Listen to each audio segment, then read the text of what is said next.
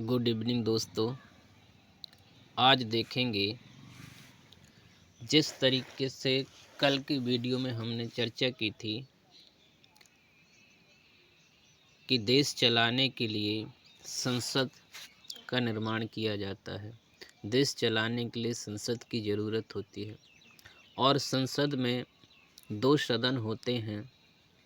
एक सदन उच्च सदन होता है जिसको राज्यसभा कहते हैं, और जैसे कि लिखा है कि देश चलाने के लिए संसद होती है और संसद में दो सदन होते हैं। एक उच्च सदन जिसको राज्यसभा कहते हैं, जिसको क्या कहते हैं, राज्यसभा कहते हैं। उच्च सदन के अंतर्गत राज्यसभा आती है। उसी तरीके से एक है लोकसभा, इसको निम्न सदन कहते हैं। ठीक है, ये लोकसभा का हमने ये चित्र बना के समझाया था कि ये संसद है, इसमें दो सदन लोकसभा और राज्यसभा। ठीक है, तो जिस प्रकार से देश को चलाने के लिए संसद होती है, ठीक उसी प्रकार से राज्य को चलाने के लिए, किसको चलाने के लिए, राज्य को चलाने के लिए विधानमंडल होती है। क्या होती है? विधानमंडल। राज्य को चलाने के लिए विधानमंडल होती है। जिस तरीके से संसद के दो सदन थे, कौन कौन? उच्च सदन और निम्न सदन। उच्च सदन को राज्यसभा कहा गया और निम्न सदन को लोकसभा कहा गया। ठीक उसी प्रकार से विधानमंडल के भी दो भाग हैं। इसके भी दो भाग होते हैं। नंबर एक विधानसभा, क्या है? विधानसभा। और दूसरा विधान परिषद। विधानमंडल के भी दो भाग होते हैं। कितने भाग होते हैं? दो भाग होते हैं। नंबर एक विधानसभा और विधान परिषद। ठीक है, आगे देखते हैं। इस तरीके से समझते हैं। ये है विधानमंडल। विधानमंडल, तो विधानमंडल को दो भागों में बांटा गया। एक भाग विधानसभा, दूसरा विधान परिषद। ठीक है ना? जिस तरीके से लोकसभा में भी, जिस तरीके से संसद में, लोकसभा में दो एंग्लो इंडियन को मनोनीत किया गया था राष्ट्रपति के द्वारा, और राज्यसभा में 12 एंग्लो इंडियन को राष्ट्रपति के द्वारा मनोनीत किया गया था। ठीक उसी प्रकार से यहाँ भी विधानसभा में एक एंग्लो इंडियन होता है जो राष्ट्रपति के चुनाव में भाग नहीं लेता है। जैसे कि लोकसभा और राज्यसभा के जो एंग्लो इंडियन हैं, वो मिलकर के जितने भी एंग्लो इंडियन हैं, 2 लोकसभा के, ठीक है ना, और 12 राज्यसभा के, मतलब 14 एंग्लो इंडियन राष्ट्रपति के चुनाव में भाग नहीं लेते हैं। ठीक उसी प्रकार से विधानसभा का जो एक एंग्लो इंडियन है, ये राष्ट्रपति के चुनाव में भाग नहीं लेता है। ठीक है, अब देखेंगे राष्ट्रपति के चुनाव में भाग नहीं लेता है ये एंग्लो इंडियन। राष्ट्रपति का चुनाव आनुपातिक प्रणाली, कैसे होता है? आनुपातिक प्रणाली एवं एकल संक्रमणीय प्रक्रिया द्वारा होता है। कैसा होता है? एकल संक्रमणीय प्रक्रिया के द्वारा होता है। कैसे होता है?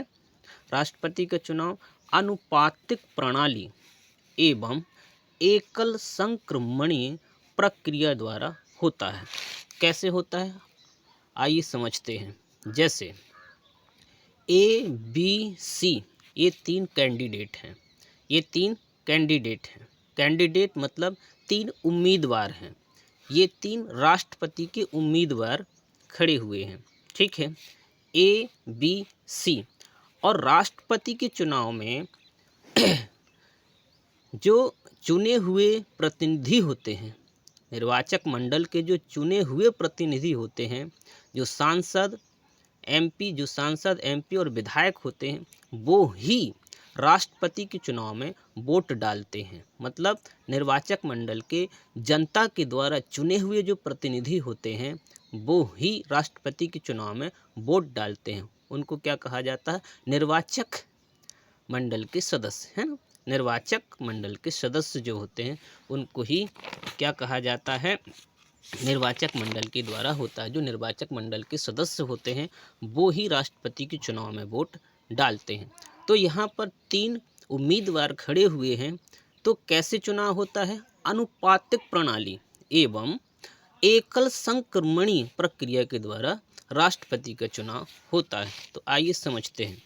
यहाँ पर 3 उम्मीदवार खड़े हैं, एक A, B और C उम्मीदवार। तो देखिए क्या होता है, जैसे एक व्यक्ति वोट देगा तो तीनों को देगा, तो वो अनुपात में देगा, वो रखेगा अनुपात में। क्या किया उसने? A को 3 में रखा, A को 3 में, A को 3 में, B को 1 में और C को 2 में, ठीक है। दूसरा आया, उसने A को 1 में रखा, B को 2 में रखा और C को 3 में रखा। तीसरा आया, उसने A को 1 में रखा, B को 2 में रखा और C को 3 में रखा, ठीक है। चौथा आया तो चौथे ने क्या किया? A को 3 में रखा, ठीक है ना, B को 1 में रखा और C को क्या किया उसने? 2 में रखा। क्या रखा? C को 2 में। पाँचवा आया तो पाँचवें ने क्या किया? A को 2 में रखा, ठीक है ना, B को 1 में रखा, ठीक है, और C को 3 में रखा। फिर छठवां आया, उसने क्या किया? A को 1 में रखा, ठीक है ना, A को 1 में रखा, 1 अनुपात में, ठीक है ना, B को 3 अनुपात में, ठीक है ना, और C को 2 में रखा। मतलब ये वोटिंग का सिस्टम है कि किस तरीके से निर्वाचक मंडल अनुपातक प्रणाली के आधार पर वोटिंग करते हैं, ठीक है। अब इनका अनुपात जो बनता है वो देखिए, यहाँ पर जब प्रथम चरण की मतगणना होती है, प्रथम चरण की मतगणना मतलब वोटों की गिनती। जब प्रथम चरण की वोटों की गिनती होती है तो किस तरीके से होती है प्रथम चरण की? तो यहाँ पर देखेंगे प्रथम चरण में 1, 2, 3, तो यहाँ पर 3 मत मिले। A को कितने मत? 3 मत। 1, 2, 3 मत मिले।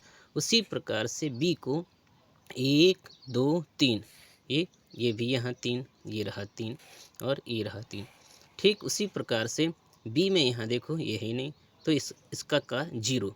तो ये प्रथम मतगणना में, प्रथम चरण की मतगणना में ये क्या हो गया? बाहर हो गया, ये आउट हो गया, ठीक। अब देखेंगे इन दोनों की नंबर बराबर है, दोनों को बराबर मत मिले हैं, ठीक है, तो दोनों बराबर हैं। अब होगी द्वितीय चरण की मतगणना। तो द्वितीय चरण की मतगणना में किसको गिनेंगे? 2 को। तो देखो यहाँ पर 2 है, 2 मतलब 1, ठीक है। ठीक उसी प्रकार से बी का देखेंगे 2, 2, 2 बार आया, ठीक है ना, तो इसका 2 अनुपात। तो यहाँ देखिए द्वितीय चरण की मतगणना के आधार पर ये जो बी उम्मीदवार है, जो बी कैंडिडेट है, ये राष्ट्रपति का चुनाव जीत गया। कैसे जीता? बी कैसे जीता? दूसरे चरण की मतगणना के आधार पर बी चुनाव जीत गया। इस प्रकार से राष्ट्रपति का चुनाव होता है। कैसे होता है राष्ट्रपति का चुनाव? अनुपातिक प्रणाली एवं एकल संक्रमणीय प्रक्रिया के द्वारा होता है। थैंक यू दोस्तों, आगे कल देखेंगे।